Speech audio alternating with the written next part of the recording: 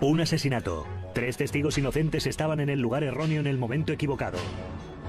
La brutalidad del asesinato múltiple realmente atrajo la atención del público. Un crimen sin sentido provocado por una codicia sin límites. Se compraron una casa de lujo y un condominio, se compraron un yate, se compraron 3 Porsches. Se van a Suiza, allí tienen los 7 millones de dólares y viven felices para siempre. Un hábil golpe seguido de una traición mortal con un toque negro neoyorquino, hoy en Poder, Privilegio y Justicia.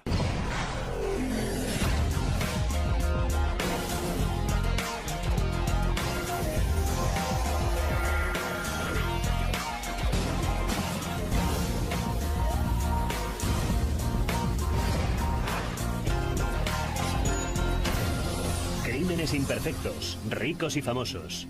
Corazón de piedra.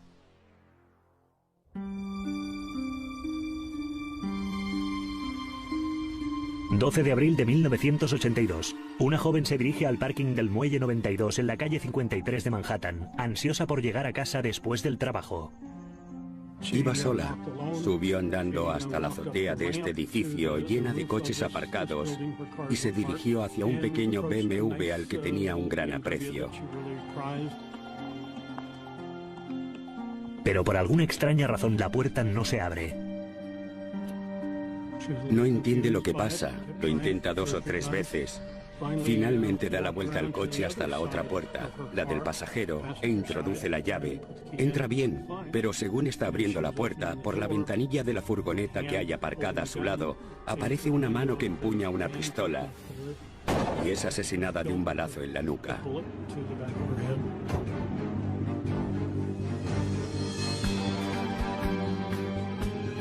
Mientras el asesino arrastra el cadáver de la mujer hacia la puerta trasera de una furgoneta, 3 técnicos de CBS Televisión aparecen en la escena. Ellos no sabían qué había pasado. Podía ser su esposa haberse desmayado. No sé.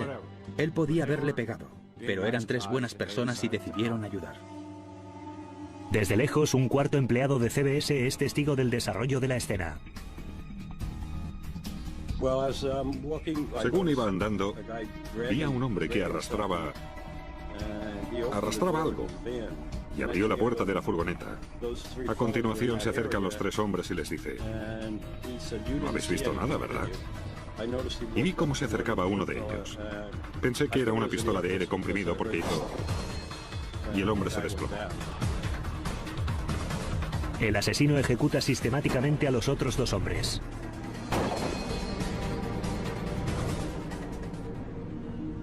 Estica solo puede rezar porque el pistolero no le haya visto.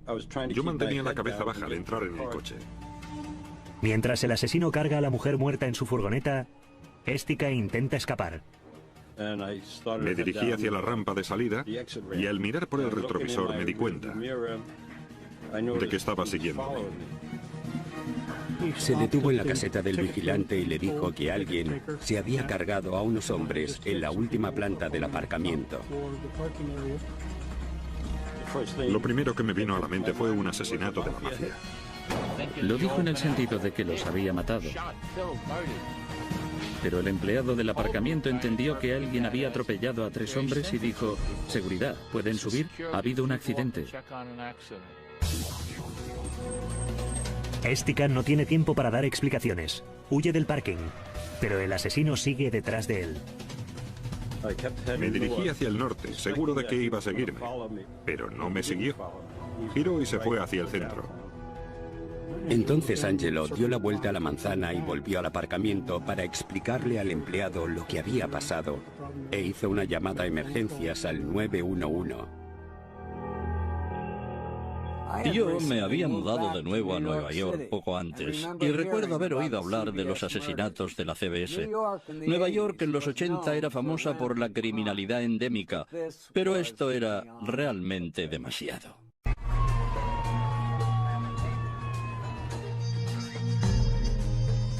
Aquello se llenó de policías. Estaba anocheciendo y había muchas luces. Me imagino que algunas eran de los fotógrafos. Yo estaba a un lado del muelle. Parecía que todos los periodistas estaban en el lado contrario.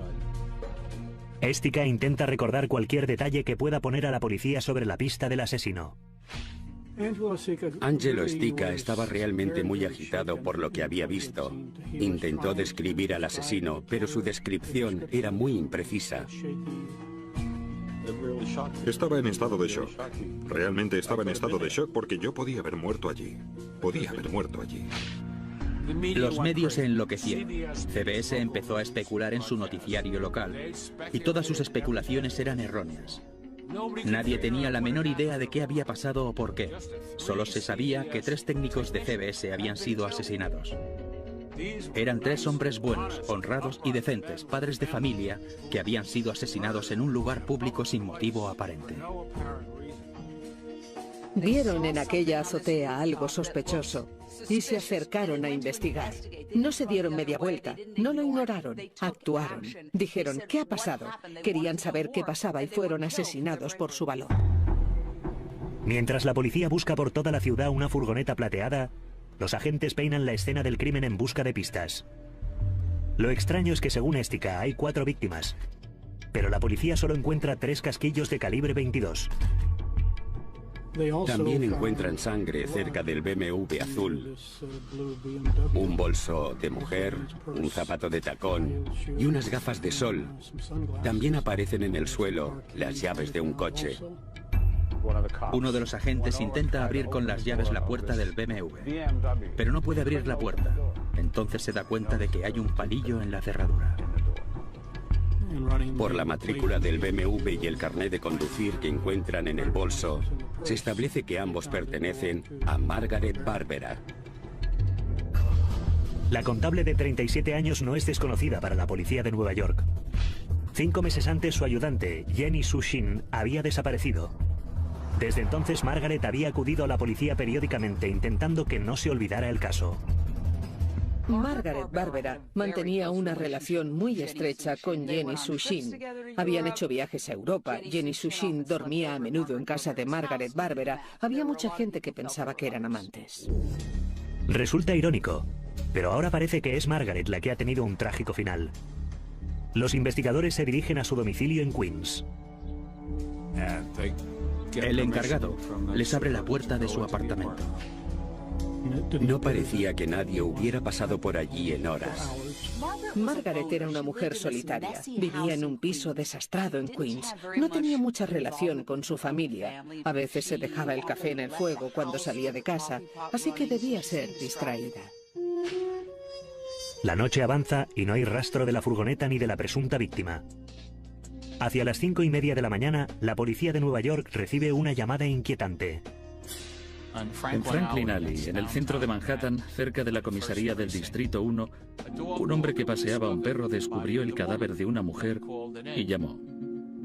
Al acercarse, vio que había unas cajas de cartón rotas. Entonces su perro empezó a tirar de la correa y vio la pierna de una mujer que sobresalía por debajo de una sábana. El investigador del caso de los crímenes del aparcamiento suma 2 y 2 rápidamente. Entonces le preguntó a la gente si a la mujer le faltaba un zapato. Él contestó que sí. Le dijo, no toques nada, voy hacia allá. Así que el teniente y parte del grupo de homicidios fueron a Franklin Alley. Y cuando llegaron allí, fue como en la película de Cenicienta. Le probó el zapato y le estaba perfecto. El cadáver de Franklin Alley era Margaret Barbera. La policía busca cualquier pista que relacione el cadáver con los asesinatos del Muelle 92. Había unos cartones por encima de los que había pasado una furgoneta o una camioneta. Había dejado huellas de neumáticos, así que hicieron fotos de las huellas y se llevaron los cartones. Pero aparte de eso, la policía no encuentra la menor pista que pueda revelar la identidad del asesino. En ese punto estaban algo desconcertados. Tenían a 3 empleados de CBS muertos, a una mujer que no parecía tener ninguna relación con los empleados de CBS y una escena del crimen bastante confusa. Que un asesino de la mafia quitara de en medio a un par de miembros de otra familia no habría sido tan extraordinario, pero eliminar a un joven y a 3 testigos inocentes... En Nueva York, nadie se sentía a salvo. Al día siguiente de los asesinatos del Muelle 92, con 4 cadáveres y sin pistas del asesino, en Nueva York reina la crispación. El alcalde, el comisionado de policía, la prensa, todo el mundo estaba indignado. ¿Cómo podía un asesino ejecutar a 4 personas en público y desaparecer sin más? Había una tremenda presión sobre el departamento de policía. Se convirtió en una investigación con un interés político muy intenso. Había que resolverla rápido, encontrar a las personas involucradas y capturarlas lo más rápido posible. Pero sin pistas sobre la misteriosa furgoneta plateada ni su conductor, la única esperanza de los investigadores era desvelar la vida secreta de Margaret Barbera. Margaret Barbera era una chica de Queens con una educación limitada, cuya ambición probablemente le había hecho prosperar en la vida. Sabía lo que hacía falta para salir adelante. Margaret dirigía las finanzas de Kendor Diamond en el distrito de los diamantes de Nueva York. Kendor Diamond era básicamente una pequeña compañía de manufactura de diamantes que fabricaba joyas de oro y plata y comerciaba con piedras semipreciosas. La compañía estaba dirigida por Irwin Margolis y su esposa Madeline, una pareja acomodada de uno de los barrios más distinguidos de Nueva York. Vivían en una casa muy cara en Westchester County, cerca de Scarsdale. Scarsdale es una zona, digamos que de gente estirada, más allá del Bronx, cerca de Riverdale. Está considerada de clase alta. Y es un lugar donde va la gente que intenta mostrar que tiene un cierto nivel. Es una zona prestigiosa para cierto tipo de personas. Vivían muy bien, a lo grande, y siempre querían más. Pero fue cuando Margaret empezó a trabajar en la compañía, cuando la fortuna de los Margolis empezó a crecer astronómicamente. A los 2 años de su llegada, habían pasado de ser ricos a estar forrados. Se compraron una casa de lujo, un condominio, se compraron un yate, se hicieron miembros de un club náutico, se compraron 3 Porsches. Por suerte para Margaret, a Irwin le gustaba compartir la riqueza. Era la empleada de más confianza de la compañía detrás de su esposa. Y Margolis la recompensaba generosamente. Le regaló un BMW. A los pocos meses de empezar a trabajar, el sueldo de Margaret se había doblado e Irwin les permitía a ella y a su ayudante Jenny Sue Shin establecer su horario. También pagó 2 viajes de vacaciones a Europa que hicieron juntas Margaret y Jenny. Parecía demasiado bonito para ser cierto. Mientras los detectives siguen investigando el entorno de la víctima, se produce un avance en la búsqueda de la furgoneta del asesino. Se nos ocurrió que debíamos volver al muelle y revisar la documentación del aparcamiento. Dado que era un aparcamiento de larga estancia, las personas que aparcaban en aquella zona en particular tenían que sacar un permiso de estacionamiento de larga estancia. Los investigadores buscan los documentos de las furgonetas con permiso de larga estancia. Una de esas furgonetas resultó tener un permiso de estacionamiento mensual bastante reciente. Encuentran algo extraño en los formularios. Al revisar la solicitud, vi que había una matrícula que se había tachado. Habían cambiado el número de matrícula. La original resultó estar a nombre de un tal Donald Nash. La policía consultó los antecedentes de Nash, que resultó tener un largo historial delictivo. Había delitos menores, faltas, etc. Era un delincuente oportunista. Descubrieron que había sido detenido tiempo atrás por clonar un taxi en Manhattan. Tenía antecedentes. Había creado un taxi ficticio falsificando la matrícula y también la licencia del taxi.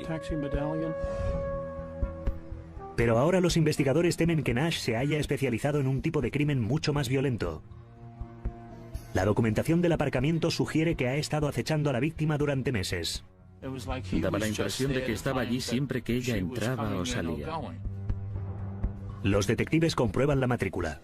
Y resulta que los agentes que investigaban otro caso relacionado con la mafia habían visto la furgoneta varias veces en el vecindario de Margaret. Aquella matrícula en concreto había sido vista a una manzana del domicilio de Margaret Barbera en Queens. La había estado vigilando e intentaba averiguar cuáles eran sus actividades diarias. Los detectives no encuentran ninguna evidencia de una relación personal entre Nash y Barbera. Pero el carácter de la investigación está a punto de cambiar con una llamada del FBI.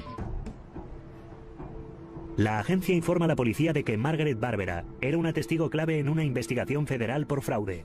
¿El objetivo? Kendor Diamond. Era un delito de cuello blanco administrativo. La gente no comete asesinatos por un delito de cuello blanco. Durante 9 meses, el FBI había estado investigando a Irwin y Madeleine Margolis por fraude. Hasta entonces era una investigación de un delito de cuello blanco. Margaret Barbera iba a testificar contra ellos una semana después de ser asesinada. Una muerte muy oportuna. O bien Irwin y Madeleine habían tenido una suerte increíble, o algo olía podrido en el corazón de Kendor Diamond. Ahora los investigadores de los crímenes del Muelle 92 sospechaban que el asesinato de Margaret Barbera tenía algo que ver con la compañía Kendor Diamond, la familia Margolis y una gran cantidad de dinero. El distrito de los diamantes es un sitio de mala reputación. Atrae a cierto tipo de personas muy obsesionadas con el éxito y con el dinero. Con una investigación de fraude ahora conectada con un caso de asesinato, el FBI informa a la policía de Nueva York sobre las operaciones ilegales de Kendor. Los federales habían descubierto que 2 años antes del crimen, Kendor había empezado a trabajar con una compañía de factoring llamada J.P. Maguire. Un factor es un prestamista que presta dinero a compañías de industrias volátiles en base a su inventario, a su recaudación y a su facturación. J.P. Maguire compraba las facturas de Kendor y avanzaba a la compañía un 85% del valor de estas. Lo que J.P. Maguire no imaginaba era que la supuesta facturación de Kendor no era más que una obra de ficción. Irwin y Madeleine Margolis habían estado emitiendo facturas falsas de fondos ilegales. Irwin Margolis pidió a Margaret Barbera que le ayudara a hacerlo. Margaret Barbera no tuvo el menor reparo en manipular los libros. Era su dedicación. Lo había hecho para otras empresas y lo estaba haciendo para los Margolis. Irwin Margolis era un estafador. Lo llevaba en la sangre. Engañaba a todo el mundo que se cruzaba con él. Según el FBI, la contabilidad creativa de Margaret permitió a Kendor inflar sus cifras de ventas y obtener grandes cantidades de dinero de J.P. Maguire. El dinero iba al bolsillo de los Margolis. Todo el mundo se preguntaba por qué no paró cuando había sacado un par de millones. Pero él seguía adelante. Estaba pagando a la gente a la que estaba engañando con su propio dinero. Tenía que seguir emitiendo facturas falsas, porque de lo contrario, el dinero dejaría de entrar. Con todo, según explicaron los agentes federales, el plan funcionó durante 2 años. Margaret Barbera era muy buena. J.P. Maguire decía, oh, estupendo, su negocio va muy bien. Sí, le daremos el dinero. Muy pronto, el negocio de los Margolis, que facturaba alrededor de $500,000 al año, tenía una facturación anual de varios millones de dólares según los libros. Finalmente, en J.P. Maguire se dieron cuenta. Cuando vieron que Kendor no podía pagarles, llamaron al FBI. Irwin Margolis dijo, yo no sé nada de esto. Todos los libros los lleva mi contable, la señorita Barbera. No reconoció tener conocimiento de nada. Y, como digo, insistió en que ella, y solo ella, era la responsable de la actividad fraudulenta. Margolis dijo a los investigadores que Margaret Barbera le había estado robando, que sospechaba que le había robado diamantes. Pero el FBI debió hacer más preguntas de la cuenta. Y Margolis se asustó. Cuando la investigación por fraude empezaba a calentarse, Irwin y Madeleine volaron a Israel y después a Suiza. Estoy seguro de que no le sorprenderá saber que entre las visitas al Muro de las Lamentaciones y al Matterhorn encontraron tiempo para ir de bancos. Mientras los Margolis estaban fuera, los investigadores hicieron una visita a Margaret Barbera. Yo le había informado de la razón de mi visita y de cuál era mi intención. Inmediatamente ella pidió que se le permitiera hablar con un abogado. Lo hizo y se concertó una reunión días después para que nos explicara su papel en este fraude. Margaret estaba dispuesta a hablar. Se había imaginado que los Margolis acabarían culpándola y había tomado precauciones. Barbera se había llevado documentos muy importantes de las oficinas de Kendor Diamond con la intención de utilizarlos en contra de los Margolis. ¿Pero qué había pasado con aquellos documentos? Los federales hicieron una visita al marido de la desaparecida ayudante y supuesta amante de Margaret, Jenny Soo Shin. Él confirmó que habían tenido escondidos en su casa unos documentos secretos de Margaret. Los había ido reuniendo poco a poco, guardándolos en una bolsa azul que dejó en la casa de Jenny Soo Shin, en Nueva Jersey. Pensó que allí estarían a salvo. Pero aquellos documentos ponían nervioso al marido de Jenny. Y le dijo, mi marido no quiere que guarde estos documentos en casa. Según su marido, Jenny fue al apartamento de Margaret con la bolsa de los documentos. Le dijo, tienes que guardarlos aquí. Y a continuación las dos pasaron la tarde juntas. Según el FBI explicó a la policía, aquella fue la última vez que se vio a Jenny. Inmediatamente después de la desaparición de Jenny Soo Shin, Margaret Barbera pensó que Margolis estaba detrás de aquello y que a continuación iría a por ella. Temiendo por su seguridad, Barbera decide colaborar plenamente con el FBI. Parte del acuerdo era que ella se declararía culpable de un cargo por conspiración y fraude, que testificaría proporcionando toda la información que tuviera a un gran jurado federal. Entonces es cuando el señor Margolis dice, alguien tiene que cerrar la boca a esta mujer. Margaret Barbera tuvo la oportunidad de desaparecer, pero se quedó y guardó aquellas pruebas incriminatorias. Pensaba que aquello la protegería. Pero estaba muy equivocada. Pocos días antes de prestar declaración, alguien silenció a Barbera para siempre. En colaboración con la policía de Nueva York, el FBI descubre que el presunto asesino de Margaret, Donald Nash, ha hecho mucho más que operar con un taxi falso. Donald Nash era un asesino a sueldo de los Westies, una banda irlandesa responsable de la actividad criminal en el puerto de Nueva York. Con un coeficiente intelectual por debajo de 90 y el rostro desfigurado por un accidente en la infancia, Donald Nash parecía un típico personaje de Dickens. Los investigadores estaban seguros de que tenía que ser otro quien tiraba de los hilos. Así que montamos un equipo de vigilancia del FBI, un equipo móvil que se instaló junto a su casa en Kingsburg, Nueva Jersey. Pero Nash apenas salía de su casa y no contactaba con nadie. En un último esfuerzo por descubrir a sus contactos, la policía solicita sus registros telefónicos. Se descubrieron unas llamadas hechas desde teléfonos públicos que se habían cargado a su teléfono particular. Uno de los números que más se repetía pertenecía a un abogado llamado Henry Oestreicher. Henry Oestreicher era el abogado personal y corporativo de la empresa de Irwin Margolis y por tanto de Kendor Diamonds. Cómo consiguió el título es incomprensible, pero lo tenía. Con Oestreicher la policía había encontrado el eslabón que unía a Donald Nash e Irwin Margolis. Pero a pesar de la creciente presión de CBS y la alcaldía, seguían sin tener pruebas concluyentes que permitieran resolver el caso. Veamos. Tenemos a una contable asesinada, a su ayudante desaparecida, a un asesino a sueldo desesperado y a un intermediario patético. ¿Tan difícil era seguir la pista hasta el amigo Irwin? Mucho, mucho más de lo que nadie se podía imaginar. Los investigadores de los crímenes del Muelle 92 tenían a los protagonistas en el punto de mira, pero seguían buscando pruebas concluyentes. Cada vez es más urgente resolver el caso. Había una tremenda presión por parte del alcalde de Nueva York. Y el presidente de CBS estaba llamando al director del FBI a diario para preguntar si había algún progreso. Con el presunto asesino bajo vigilancia, las autoridades incrementan la presión sobre el supuesto intermediario, el abogado Henry Oestreicher. Le siguen a todas partes haciéndose intencionadamente muy visibles. Finalmente empezó a desmoronarse al ver que le seguían dos detectives. Hablaron con él y admitió que él había sido quien había puesto en contacto a Irwin Margolis y a Donald Nash.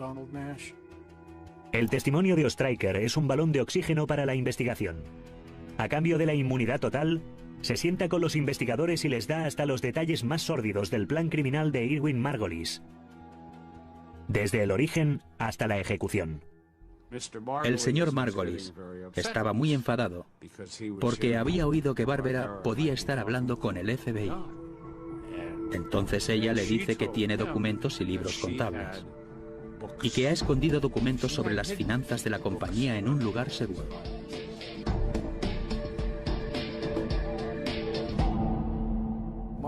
Puede que Margaret fuera brillante con los números, pero cuando se trataba de personas, sus cálculos estaban muy equivocados. Decirle a Irwin que tenía pruebas escondidas fue un error fatal. Irwin Margolis estaba cada vez más paranoico. Margolis la veía como un eslabón débil que podía dejarle al descubierto.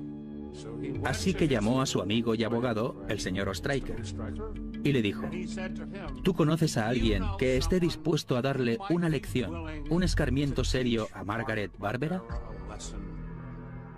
Oestreicher concertó a su cliente una cita en una cafetería de Nueva York. Donald Nash e Irwin Margolis quedaron en Ike and Mike's. Durante la entrevista, Margolis encargó a Nash que hiciera algo más que dar a Margaret Barbera una lección. Hablaron de Jenny Sushin.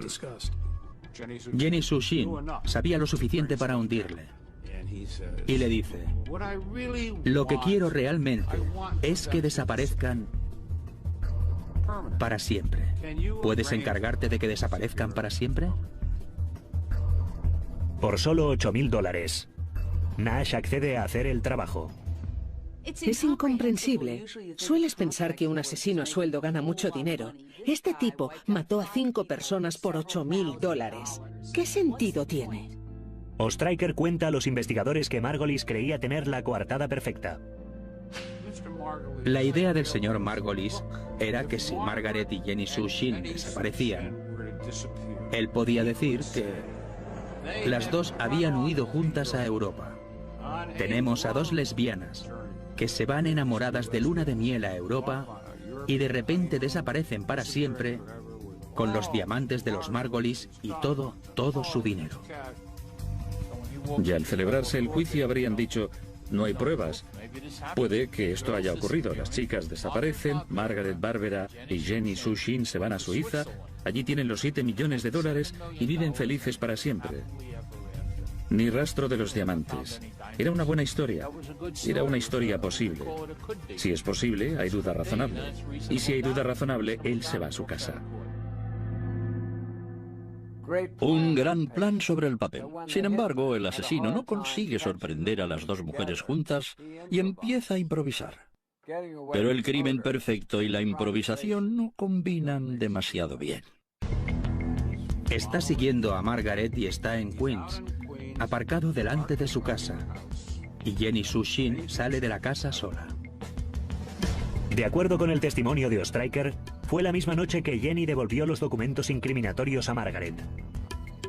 Cuando Jenny Sushin estaba subiendo a su coche, según un par de testigos, un hombre salió de una furgoneta, le tiró una manta por encima, la metió en el coche y se fue. El coche en el que Jenny había ido a casa de Barbera apareció más tarde en Manhattan. La policía hizo un examen del coche y encontraron un casquillo del calibre 22, cabellos humanos y sangre que pertenecía a Jenny Sushin. Pero el asesino solo había cumplido la mitad de la misión. Se suponía que Margaret Barbera tenía que declarar ante el gran jurado una semana después, así que se le estaba acabando el tiempo. Nash sabía que tenía que actuar ya, y el aparcamiento era la mejor alternativa. El plan de Nash era estacionar su furgoneta a la izquierda del coche de Maggie Barbera. Pensaba matarla de un tiro cuando fuera a subir a su coche, pero aquella plaza estaba ocupada. De modo que aparcó la furgoneta a la derecha del coche. A continuación tenía que asegurarse de que ella iría a la puerta derecha para entrar en el coche. Así que fue a la puerta del conductor y metió un mondadientes en la cerradura para que la puerta no se pudiera abrir. La idea era matarla, meterla en la furgoneta y salir del parking inadvertidamente. Donald Nash creía que lo tenía todo previsto, como esperaba. Margaret Barbera fue a la puerta derecha del coche y la mató. Pero, por desgracia, en ese momento le sorprenden los 3 empleados de CBS, que se convierten en daños colaterales de este particular crimen. Mientras los investigadores siguen buscando pruebas contra Nash, la detención de Oestreicher hace saltar la alarma y el presunto asesino se echa a la carretera. Mientras los agentes vigilan la casa de Nash, ven llegar un coche extranjero naranja conducido por un joven que posteriormente fue identificado como Thomas Tain, sobrino de Nash. Nash sube al coche con él y se van. El sobrino y él van a comprar material de camping. Después de comprarlo, se dirigen al aparcamiento de larga estancia del aeropuerto de Newark. Después, Nash sale del parking en lo que los investigadores creen que es la furgoneta utilizada en los crímenes del Muelle 92. Era evidente que la habían pintado recientemente. Se podía ver el color original en una zona del lateral donde la pintura no la cubría. Los agentes están listos para detenerlo, pero quieren ver qué hace Nash a continuación. Se pensó que si iba a reunirse con alguien, podía ser la persona que había ordenado los asesinatos. De modo que los agentes continúan vigilándole y esperando. Entonces siguió hacia el este, tomó la autopista de peaje y se dirigió hacia Pensilvania. Y ahí empezó la verdadera odisea. El subdirector Ken Walton en persona les llamó por radio y dijo: «Señores, no se les ocurra perderlo. Y si lo pierden, no se molesten en volver a la oficina porque ya no tendrán trabajo». Durante 3 días, el equipo de vigilancia del FBI continúa siguiendo a Nash. Pasó una noche más en la carretera, en un motel de Virginia Occidental. Y entonces fue cuando conseguimos que un agente se metiera debajo del vehículo y tomara nota del número de identificación. Al consultar el número de identificación del vehículo, el FBI da con la forma de caer sobre Nash sin mostrar sus cartas. Descubrimos que el vehículo era robado. Existía una denuncia. Con esa información contactamos con la policía local en Kentucky. Pedimos ayuda a la Policía Estatal de Kentucky. Les preguntamos si podían establecer un control en la carretera para ayudarnos. Montaron un control de tráfico en la autopista e hicieron parar aproximadamente a una docena de vehículos en el arcén. Cuando hicieron salir al señor Nash, tenía en la mano un muslo de pollo. Estaba comiendo pollo. Los agentes estatales pensaron que podía ser una pistola, sabiendo que aquel hombre podía ser un asesino. Así que sacaron sus armas y, por supuesto, él tiró el muslo de pollo inmediatamente. Pobre necio Donald Nash, cruzando la tierra del country con una furgoneta mal pintada y un cubo de pollo frito. Con un simple vistazo al interior del vehículo, los agentes supieron que estaban muy cerca de resolver el caso. El arresto de Donald Nash finalmente da a los investigadores la oportunidad de registrar la famosa furgoneta. Y lo que encuentran confirma su autoría de los crímenes. Tomaron huellas de los neumáticos del vehículo y se comprobó que coincidían con las huellas que habían encontrado en los cartones. En el interior del vehículo, todavía más pruebas incriminatorias. Lo que encontraron dentro fue sangre que posteriormente resultó ser de Margaret Barbera y Jenny Sue Shin, y también encontraron cabellos de las 2 mujeres. Había un casquillo del calibre 22 justo detrás del asiento del conductor. Desde el principio había intrigado a los investigadores que solo aparecieran 3 casquillos en la escena del crimen. Al parecer, un misterio más quedaba resuelto. Yo diría que cuando Nash disparó a Barbera, el casquillo salió despedido del arma y cayó hacia el interior de la ventanilla, detrás de su asiento, y se quedó allí hasta que lo encontró la policía estatal de Kentucky. Balística confirma que coincide con los casquillos recogidos en el parking del muelle. Es el último clavo en el ataúd de Nash. Un paso más hacia la captura de Irwin Margolis. Donald Nash era un peón, uno de los muchos peones de Irwin Margolis. En la reconstrucción de estos asesinatos, los investigadores tienen ahora evidencias que incriminan a Nash en los asesinatos de la CBS. Tienen pruebas que le conectan con el intermediario y abogado de Irwin Margolis, Henry Oestreicher. El testimonio de Oestreicher, que señala a Margolis como autor del plan. Lo que necesitan para cerrar el caso es que Nash confiese y les entregue a Margolis. Este hombre los manejaba como títeres. Él fue quien ideó todo el plan para deshacerse de aquellas personas. El fiscal del distrito de Nueva York pide la extradición de Nash, que ignora lo que ocurre. Aún no sabe por qué lo han detenido. Donald Nash creía que solo tenían contra él el robo de una furgoneta, la clonación y falsificación de un taxi. Una nube de periodistas recibe a Nash en el aeropuerto. Un periodista preguntó: ¿qué opina de la información que revela que los casquillos coinciden? En aquel momento, Donald supo lo que teníamos contra él. Se le ensombreció la cara, casi se le humedecieron los ojos. Se puso a mirar por la ventanilla y no dijo una palabra en el resto del viaje. Nada estremece más que un asesino lloroso. Si los investigadores pensaban que iban a conseguir una emocionada confesión, estaban a punto de llevarse una sorpresa. Donald Nash era un individuo muy frío y bajo ningún concepto pensaba colaborar con el gobierno. Nash dijo: no tengo nada que decir a nadie. Y la razón de que el señor Nash no tuviera nada que decir era que a través de Oestreicher había llegado a un acuerdo con el señor Margolis, que se haría cargo de las necesidades económicas de la señora Nash, de la hija de la señora Nash y del nieto de Nash para siempre. Y Nash no ha dicho una palabra a nadie. Donald Nash fue condenado por el asesinato de 5 personas. Ni siquiera subió al estrado. Su abogado no se esforzó demasiado. Y al final del juicio, uno de los detectives se acercó a Donald Nash y le dijo: mira, vas a ir a la cárcel. ¿Por qué no haces algo por la familia de Jenny Sue Shin?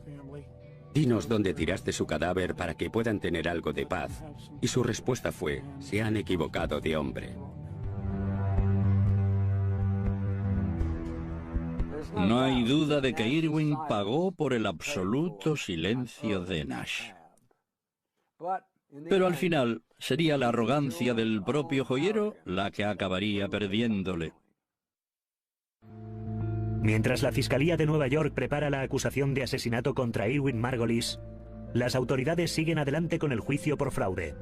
El juicio de Irwin y Madeleine Margolis se celebró en el Tribunal Federal de Manhattan. Durante el juicio, Margolis se mostró muy irritable. Lo negaba todo. La evidencia es abrumadora. Irwin Margolis es condenado por fraude y sentenciado a 28 años de prisión.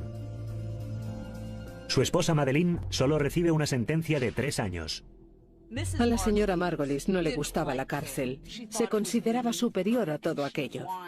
Lloró, pataleó y suplicó a su marido que hiciera algo por mejorar su situación. Le consiguió una mesa propia para que comiera sola. Hizo sus apaños y le consiguió privilegios telefónicos. Le consiguió una guardaespaldas en la cárcel que la protegía. Y lo tenía todo organizado para que cuando ella saliera pudiera controlar el dinero, porque el dinero no se recuperó. Con los Margolis en la cárcel por fraude, la Fiscalía continúa preparando la acusación de asesinato.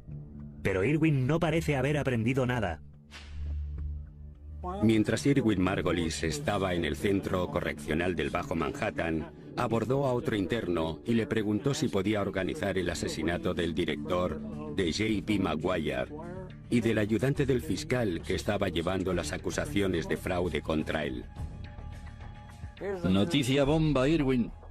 La cárcel no es el lugar más discreto para contratar a un asesino. Como era de esperar, el cómplice en potencia de Irwin le denunció a los guardias. Para la policía fue como ganar la lotería. Le pusieron un micrófono a aquel preso de su confianza. Hizo a Margolis repetir sus intenciones y la oferta de pagarle por asesinar a 2 personas. Creía que podía hacer impunemente lo que le viniera en gana, estafas, asesinatos. Pero su arrogancia le costó cara. Al final, fue declarado culpable de conspirar para cometer 2 asesinatos y condenado a prisión el resto de su vida. Cuando había cumplido 3 años de la sentencia, Margolis murió en la cárcel, presuntamente de un ataque al corazón. Aproximadamente al mismo tiempo, Madeleine terminó de cumplir su sentencia y se mudó a Florida. Aunque parece vivir modestamente, es posible que riera la última. Obviamente ella tenía el dinero o lo controlaba, sabía dónde estaba. La mayor tragedia de este caso son las personas inocentes que perdieron la vida, las familias de los 3 empleados de CBS que fueron asesinados en el muelle aquel día, y por supuesto los familiares de Margaret Barbera y Jenny Sushin. Para mí es incomprensible lo que puede hacer la gente por dinero, por diamantes y oro. Es capaz de matar. Donald Nash sigue cumpliendo 5 cadenas perpetuas consecutivas, pero sus impulsos criminales no han cambiado. Hace varios años, mientras trabajaba en la cocina de la cárcel, Nash respondió a otro preso que le estaba molestando, cortándole la cabeza con un cuchillo de cocina. Se volvió hacia un guardia y le dijo: «El desayuno se va a retrasar un poco». No espera que le concedan la libertad condicional en un futuro próximo. Dominic Dune para la televisión judicial.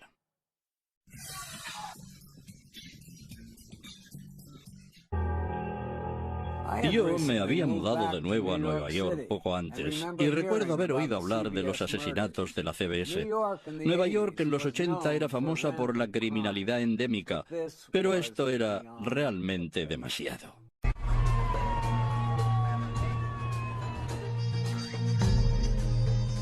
Aquello se llenó de policías. Estaba anocheciendo y había muchas luces.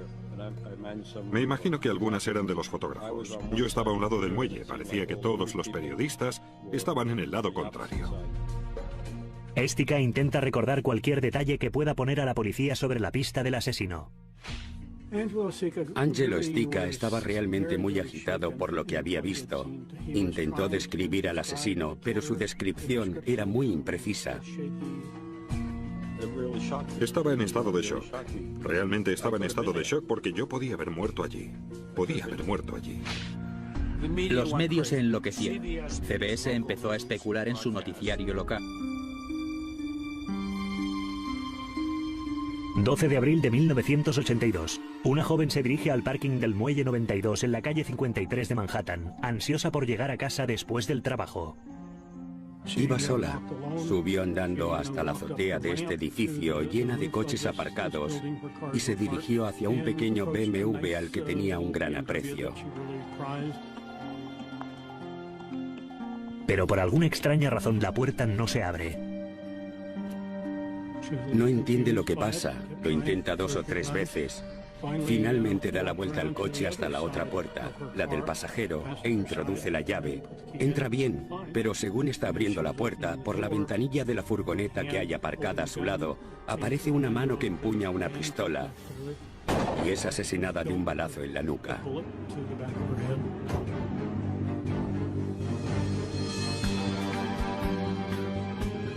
Mientras el asesino arrastra el cadáver de la mujer hacia la puerta trasera de una furgoneta, 3 técnicos... Un asesinato. 3 testigos inocentes estaban en el lugar erróneo en el momento equivocado. La brutalidad del asesinato múltiple realmente atrajo la atención del público. Un crimen sin sentido provocado por una codicia sin límites. Se compraron una casa de lujo y un condominio, se compraron un yate, se compraron 3 Porsches. Se van a Suiza, allí tienen los 7 millones de dólares y viven felices para siempre. Un hábil golpe seguido de una traición mortal con un toque negro neoyorquino, hoy en Poder, Privilegio y Justicia.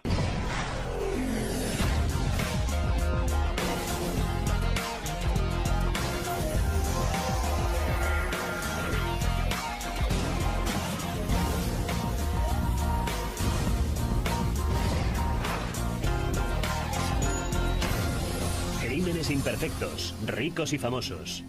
Corazón de piedra.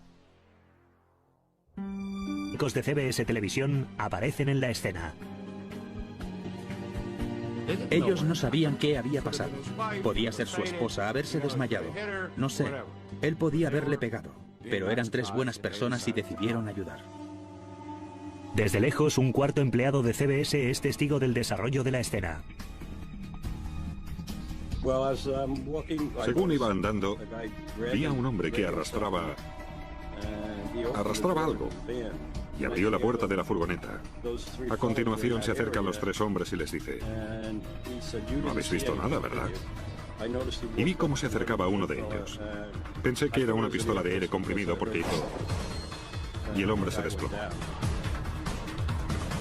El asesino ejecuta sistemáticamente a los otros 2 hombres.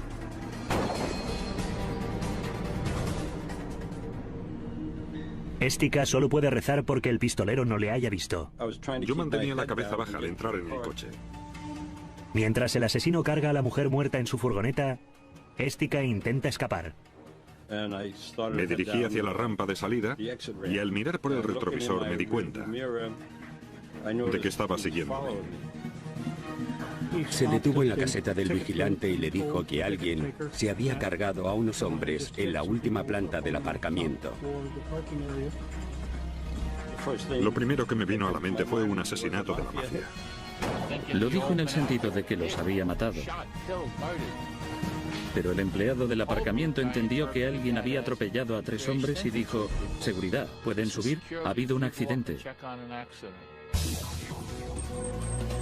Estica no tiene tiempo para dar explicaciones. Huye del parking, pero el asesino sigue detrás de él. Me dirigí hacia el norte, seguro de que iba a seguirme, pero no me siguió. Giró y se fue hacia el centro. Entonces Angelo dio la vuelta a la manzana y volvió al aparcamiento para explicarle al empleado lo que había pasado e hizo una llamada a emergencias al 911.